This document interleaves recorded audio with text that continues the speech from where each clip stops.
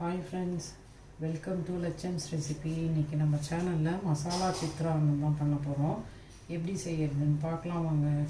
பௌர்ணமிக்கு பிரசாதமாக செய்யலாம், சூப்பராக இருக்கும். தேவையான பொருள் பார்த்திங்கன்னா, இப்போ நான் ஒரு கிளாஸ் ரைஸ் வச்சு ஆற வச்சுருக்கேன். அதுக்கு நம்ம எவ்வளோ ரைஸ் எடுத்துக்கிறோமோ அதில் கால்வாசி கொஞ்சம் கூட தேங்காய் துருவி வச்சுருக்கேன். அந்த தேங்காய் ஒரு கப் அளவுக்கு தேங்காய் துருவுனது எடுத்திருக்கேன்.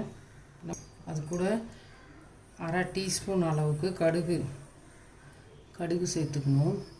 ஒரு துண்டு இஞ்சி, காரத்துக்கு 4 பச்சை மிளகா, கொத்து கருவேப்பிலை எடுத்துக்கிறேன். க்ளீன் பண்ணி நல்லா அலம்பி எடுத்துக்குவாங்க, மண்ணெலாம் இல்லாமல். கொத்தமல்லி இலை ஒரு கைப்பிடி அளவு எடுத்துருக்கேன்.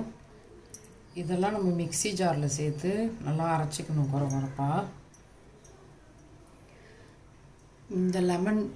இந்த சைஸ் லெமன் ஒன்று எடுத்து புளிஞ்சு வச்சுருக்கேன். இதெல்லாம் அதுக்கு தேவையான பொருட்கள். இப்போ நான் தட்டில் வச்செல்லாம் அந்த பொருளெல்லாம் அரைச்சி எடுத்துகிட்டு வந்துடுறேன். இப்போ ஸ்டவ் ஆன் பண்ணி ஒரு கடாய் வச்சுக்கலாம். கடாய் காஞ்சிடுச்சு. நம்ம அந்த சித்ரான்னம் பண்ணுறதுக்கு நல்லெண்ணெய் எடுத்துக்கலாம். நல்லெண்ணெய், கடலெண்ணெய் எது வேணால் எடுத்துக்கலாம். இப்போ நான் நல்லெண்ணெய் எடுத்துக்கிறேன். ஒரு 5 டேபிள் ஸ்பூன் அளவுக்கு எண்ணெய் சேர்த்துருக்கேன். இப்போ பாருங்கள், காமிச்சிருந்தால கொத்தமல்லி இலை, தேங்காய் அதெல்லாம் அரைச்சிட்டு வந்துட்டேன். பச்சை மிளகாலாம் சேர்த்து இந்த மாதிரி அரைச்சி எடுத்துக்கோங்க. இப்போ பாருங்கள், எண்ணெய் காஞ்சிடுச்சு. ஃபஸ்ட்டு வேர்க்கடலையை போட்டு வறுத்து எடுத்துக்கலாம்.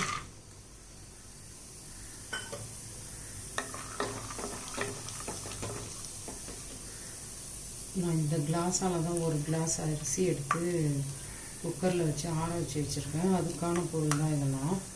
நீங்கள் எவ்வளோ அரிசி எடுத்துக்கிறீங்களோ அதுக்கு தகுந்த மாதிரி எடுத்துக்கோங்க. நான் சாப்பாட்டு அரிசி தான் எடுத்துருக்கேன். இந்த ஸ்டேஜில் மோர் மிளகா வச்சுருக்கேன் ஒரு 4-5. இதை சேர்த்து வறுத்து எடுத்துக்கலாம். நம்ம சாமிக்கு நைவேத்தியம் பண்ணக்குள்ளே மோர் மிளகா சேர்க்க வேணாம். நான் இதை முன்னாடியே ஷூட் பண்ணுறதுனால இதை சேர்த்துக்கிறேன். நம்ம சாதாரணமாக சித்ரான்னம் நம்ம லஞ்ச் பாக்ஸ் சைடில் இந்த மாதிரி மோர் மிளகா சேர்த்து வறுத்து சாதம் கிளறின பிறகு மேலே போட்டு வச்சோன்னு வச்சுக்கோங்க, சூப்பராக இருக்கும். கட்டைக்கரண்டி இலை எடுக்க முடியாது, அதனால் நான் இதெல்லாம் எடுத்துக்கிறேன், ஜல்லிக்கரண்டி இலை.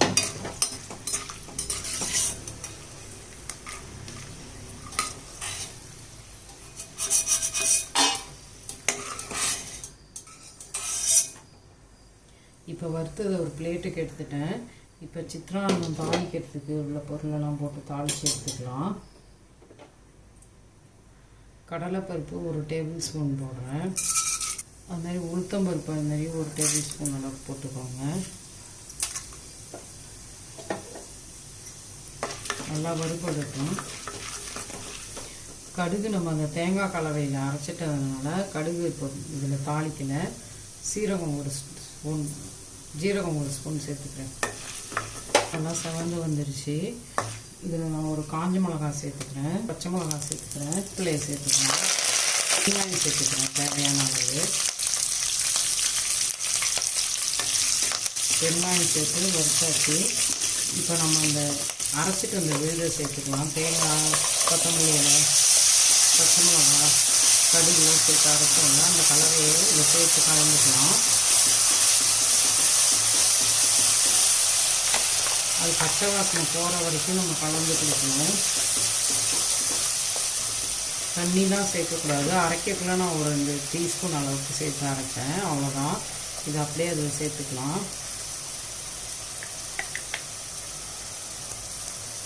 நல்லா பச்சை வாசனை போன பிறகு நம்ம லெமன் ஜூஸ் உப்பெல்லாம் சேர்த்துக்கலாம்.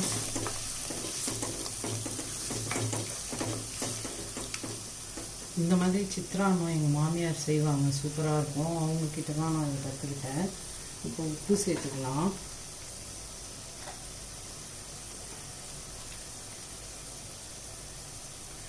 இப்போ அந்த ஒரு கிளாஸ் சாதம் வச்சுருக்கேன்ல, அதுக்கு தகுந்த உப்பை நான் சேர்க்குறேன். ஒரு ஸ்பூன் அளவு போட்டிருக்கேன், கொஞ்சம் சேர்த்துக்கிறேன், ஒரு 2 பிஞ்ச் அளவு. இப்போ பாருங்கள், இந்த பச்சை வாசனை போயிட்டு நல்லா கமகமன்னு வாசனை வருது.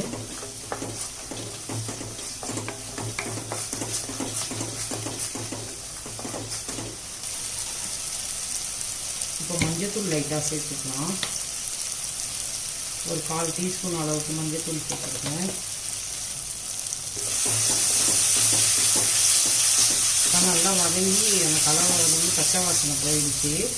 இப்போ நம்ம எடுத்து வச்சுருக்க லெமன் ஜூஸ், ஒரு லெமனோட எடுத்துருக்கேன், அதை சேர்த்துருக்கேன்.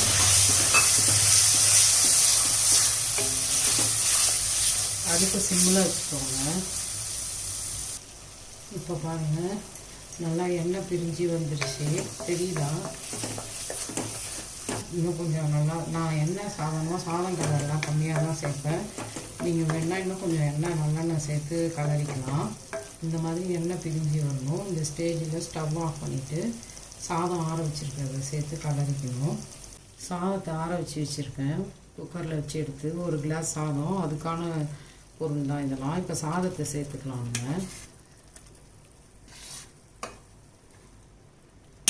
உங்களுக்கு தகுந்த மாதிரி காரம் சேர்த்துக்கோங்க. நான் அந்த பெரிய லெமன் புழிஞ்சதுனால 4 பச்சை மிளகாய் சேர்த்தேன், தாளிக்கிறதுக்கு 1 சேர்த்துருக்கேன். நீங்கள் காரம் அதிகமாக வேணாம்னா மிளகாயை கம்மி பண்ணிக்கோங்க அரைக்கிறத. உப்பு வந்து நம்ம தாளித்து வதக்கக்குள்ளேயே சேர்த்தாச்சு. இப்போ இதுக்கு கொஞ்சம் கொத்தமல்லி இலையை சேர்த்துக்கணும். இதுக்கு ஹைலைட்டே வந்து கொத்தமல்லி இலை தான். இப்போ நம்ம வறுத்தோம்ல மோர் மிளகா, இது அதிலே கலந்து லஞ்ச் பாக்ஸில் கொடுத்துட்டோன்னா வேறு எதுவும் நம்ம தொட்டுக்கவே தேவையில்லை, அதையே வச்சு சாப்பிட்ருவாங்க, சூப்பராக இருக்கும். இப்போ இது கூட இந்த வறுத்து வச்ச வேர்க்கடலையை சேர்த்துக்கிறேன். நம்ம சாமிக்கு நைவேத்தியம் பண்ணக்குள்ளே இந்த மோர் மிளகா சேர்த்து கலராதீங்க. நம்ம சாதாரணமாக லஞ்ச் பாக்ஸ் செய்யக்குள்ளே இல்லை சும்மா சாப்பிட வச்சுக்காக செஞ்சோன்னா அப்போ நம்ம மோர் மிளகா சேர்த்துக்கலாம். எவ்வளோ சூப்பராக கலர்ஃபுல்லாக சித்திரான்னம் ரெடி ஆகிடுச்சு. எண்ணெய் கம்மியாக தான் சேர்த்து இது பண்ணியிருக்கேன். நீங்கள் உங்களுக்கு இன்னும் கொஞ்சம் எண்ணெய் தேவைன்னா நல்லெண்ணெய் தாளிக்கக்குள்ளே இன்னும் 2 கரண்டி சேர்த்துக்கோங்க. இந்த வெள்ளை சாதம்லாம் நல்லா மிக்ஸ் ஆகிடணும் இந்த மசாலாவோட. இது பேரே மசாலா சித்திரான்னம் தான், செம சூப்பராக இருக்கும். இந்த மாதிரி மசாலா சித்திரான்னம் நீங்களும் செஞ்சு பாருங்கள். இந்த சித்ரா பௌர்ணமிக்கு இந்த மாதிரி செஞ்சு வீட்டில் நைவேத்தியம் பண்ணிவிட்டு பிள்ளைங்களுக்கு கொடுங்க, சூப்பராக விரும்பி சாப்பிடுவாங்க. லஞ்ச் பாக்ஸ் கூட நம்ம எடுத்துக்கலாம் அதை. இப்போ பாருங்கள், சூப்பரான சுவையில் மசாலா சித்திரான்னம் ரெடி ஆகிடுச்சு. செம சூப்பராக இருக்கு பாருங்கள்.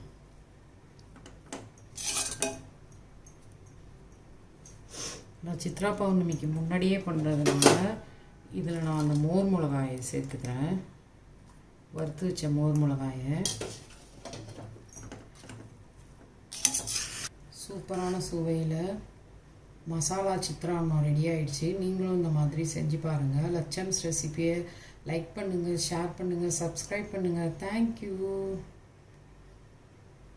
இது ரொம்ப சிம்பிளாக அந்த ஈஸியாக சூப்பராக சீக்கிரமாக செஞ்சிடலாம். குயிக்காக சாதம் வச்சு ஆற வச்சிட்டோம்னா இந்த பொருள்லாம் வீட்டில் இருந்ததுன்னா செமையாக சீக்கிரம் செஞ்சிடலாம். இப்போ சம்மரில் கூட இந்த மாதிரி பிள்ளைங்களுக்கு செஞ்சு கொடுக்கலாம், நல்லாயிருக்கும்.